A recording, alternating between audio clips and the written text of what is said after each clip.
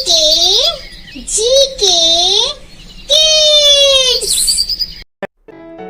Cinderella की कहानी। प्राचीन समय की बात है। कहीं दूर देश में सिंड्रेला नाम की एक सुंदर लड़की रहती थी।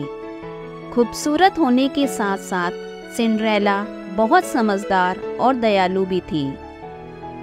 सिंड्रेला की माँ का बचपन में ही देहांत हो गया था। माँ के देहांत के बाद सिंड्रेला के पिता ने दूसरी शादी कर ली थी। अब वह अपने पिता, सौतेली माँ और 2 सौतेली बहनों के साथ ही रहा करती थी। सौतेली माँ और बहनें सिंड्रेला को बिल्कुल भी पसंद नहीं करती थी। उसकी खूबसूरती और समझदारी से वे तीनों हमेशा जलती रहती थी, क्योंकि उसकी दोनों सौतेली बहनें ना तो खूबसूरत थी और ना ही समझदार। एक दिन की बात है, सिंड्रेला के पिता को किसी काम के लिए बाहर जाना पड़ा। सिंड्रेला के पिता के बाद सौतेली माँ ने सिंड्रेला के साथ बहुत बुरा बर्ताव करना शुरू कर दिया। सबसे पहले तो उसने सिंड्रेला की खूबसूरत वस्त्र को उतरवा लिया और उसे नौकरानियों वाले कपड़े पहनवा दिए। इसके बाद उन तीनों ने सिंड्रेला के साथ नौकरानी जैसा व्यवहार करना शुरू कर दिया।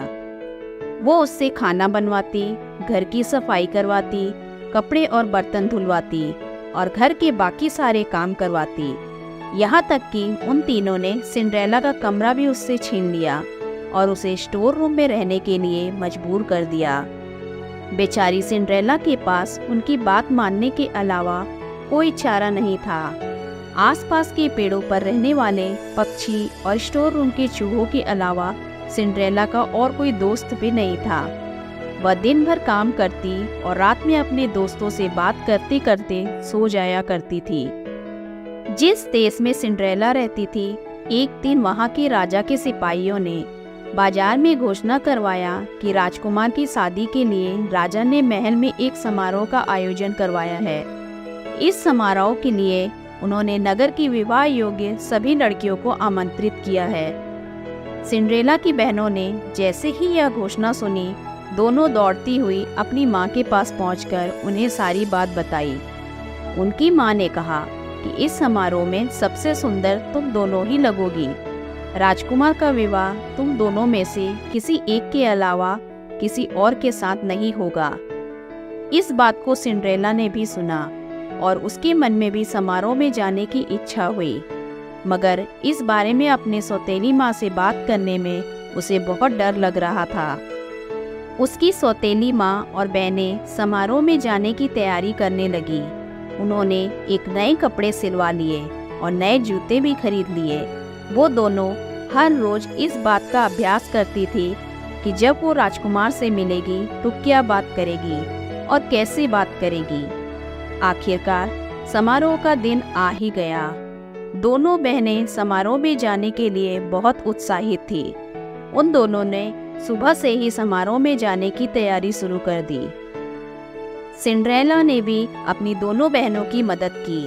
अपनी बहनों को पूरी तरह तैयार करने के बाद सिंड्रेला ने बहुत हिम्मत जुटाई और अपनी सौतेली माँ से पूछा कि माँ, अब मैं भी विवाह में। अपनी बहनों को पूरी तरह तैयार करने के बाद सिंड्रेला ने बहुत हिम्मत जुटाई और अपनी सौतेली माँ से पूछा कि माँ, अब मैं भी विवाह योग्य हो गई हूँ, क्या मैं भी समारोह में जा सकती हूँ? यह सुनकर वे तीनों जोर जोर से हंसने लगी और कहा, राजकुमार को अपने लिए पत्नी चाहिए, नौकरानी नहीं। यह कहकर वो तीनों वहाँ से चली गई। उनके जाने के बाद सिंड्रेला बहुत उदास हो गई और रोने लगी। तभी उसके सामने एक तेज रोशनी आई, जिसमें से एक परी निकली। परी ने सिंड्रेला को अपने पास बुलाया और कहा, मेरी प्यारी सिंड्रेला, मैं जानती हूँ तुम क्यों दुखी हो, मगर अब तुम्हें मुस्कुराने का समय आ गया है। तुम भी उस समारोह का हिस्सा बन पाओगी। इसके लिए मुझे सिर्फ एक कद्दू और 5 चूहों की जरूरत है। सिंड्रेला कुछ समझ नहीं पाई, मगर फिर भी उसने बिल्कुल वैसा ही किया जैसे परी ने कहा। वह दौड़ती हुई रसोई घर में गई और एक बड़ा सा कद्दू उठा लाई। उसके बाद वह स्टोर रूम में गई और अपने मित्र चूहों को ले आई। सब कुछ मिल जाने के बाद परी ने अपनी जादुई छड़ी को घुमाया और कद्दू को एक बग्गी में बदल दिया। फिर वह चूहों की तरफ मुड़ी और उसने 4 चूहों को खूबसूरत सफेद घोड़ों में बदल दिया। अब एक चूहे को बग्गी चालक बना दिया। यह सब देखकर सिंड्रेला को अपनी आंखों पर विश्वास नहीं हुआ। इससे पहले कि वह कुछ पूछ पाती, परी ने अपनी छड़ी घुमाई और सिंड्रेला को एक खूबसूरत राजकुमारी की तरह सजा दिया। उसके शरीर पर एक बहुत सुंदर गाउन और पैरों में चमचमाते जूते थे। वह समारोह में जाने के लिए पूरी तरह तैयार थी और इस खुशी से वह फूली नहीं समा रही थी। परी ने सिंड्रेला से कहा, अब तुम समारोह में जाने के लिए पूरी तरह तैयार हो, मगर ध्यान रखना रात को 12 बजे से पहले तुम्हें घर पहुंचना होगा, क्योंकि 12 बजे के बाद जादू का असर खत्म हो जाएगा और तुम अपने असली रूप में आ जाओगी। सिंड्रेला ने परी को धन्यवाद कहा और बग्गी में बैठकर महल की ओर निकल पड़ी। जैसे ही सिंड्रेला महल पहुंची, उसकी नज़र उस पर आ टिकी। उसकी सौतेली माँ और बहनें भी वही थी, मगर वह इतनी खूबसूरत लग रही थी कि वे तीनों भी उसे पहचान नहीं पाई। तभी सिंड्रेला ने देखा कि राजकुमार सीढ़ियों से उतरते हुए नीचे आ रहे हैं। सब लोग उनकी तरफ देखने लगे। जैसे ही राजकुमार की नज़र सिंड्रेला पर पड़ी, वे उसे देखते ही रह गए। समारोह में मौजूद सभी राजकुमारियों के पास न जाकर राजकुमार सीधे सिंड्रेला के पास आए और अपना हाथ उसकी ओर बढ़ाते हुए कहा कि राजकुमारी, क्या आप मेरे साथ नाचना पसंद करेंगी? सिंड्रेला ने शर्माते हुए अपना हाथ राजकुमार के हाथ में दे दिया और दोनों नाचने लगे। सिंड्रेला राजकुमार के साथ नाचते नाचते इतना खो गई कि उसे समय का ध्यान ही नहीं रहा। तभी अचानक उसकी नज़र दीवार पर लगी घड़ी पर गई। 12 बजने ही वाले थे और सिंड्रेला को परी की बात याद आ गई।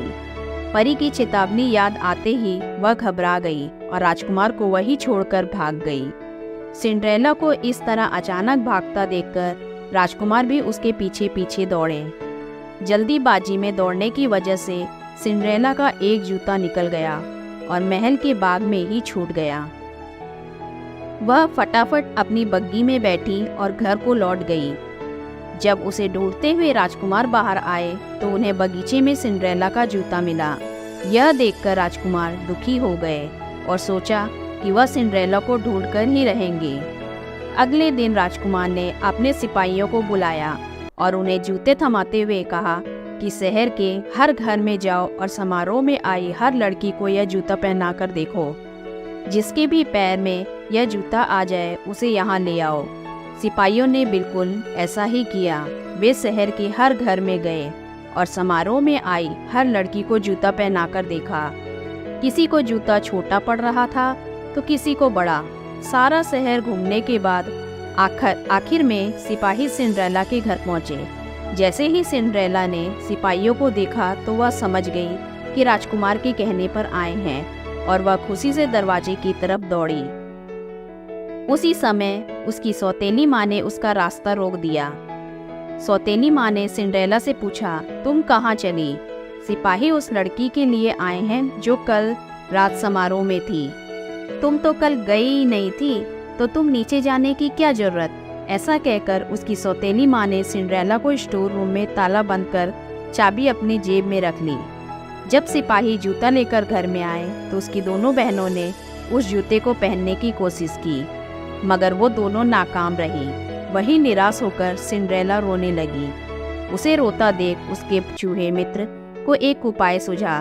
दरवाजे के नीचे से निकलकर वह दौड़ते हुए नीचे गया और चुपके से सौतेली माँ की जेब से चाबी निकाल लाया और सिंड्रेला को दे दी। चाबी मिलते ही सिंड्रेला ने दरवाजा खोला और दौड़ती हुई नीचे गई। सिपाही महल की ओर लौट ही रहे थे कि तभी उसे सिंड्रेला की आवाज़ आई, मुझे भी जूता पहनकर देखना है। यह सुनकर सौतेली माँ और बहनें हंसने लगी, परंतु सिपाही ने सिंड्रेला को भी जूता पहनने का मौका दिया। जैसे ही सिंड्रेला ने जूते को पैर में पहना, वह आसानी से उसके पैर में आ गए। यह देखकर सभी आश्चर्यचकित रह गए। तब सिपाही ने सिंड्रेला से पूछा, क्या यह जूता आपका ही है? इस पर सिंड्रेला ने हाँ में अपना सिर हिलाया। सिपाही सिंड्रेला को बग्गी में बिठाकर महल ले गए, जहां उसे देखकर राजकुमार बहुत खुश हुए। उन्होंने सिंड्रेला के सामने शादी का प्रस्ताव रखा, जिसे उसने प्रसन्नता से स्वीकार कर लिया। राजकुमार और सिंड्रेला की शादी हो गई और वो एक दूसरे के साथ खुशी खुशी महल में रहने लगी। शिक्षा, हमें बुरे समय में भी उम्मीद नहीं छोड़नी चाहिए। अच्छी सोच रखने वालों के लिए कोई तो रास्ता निकल ही आता है।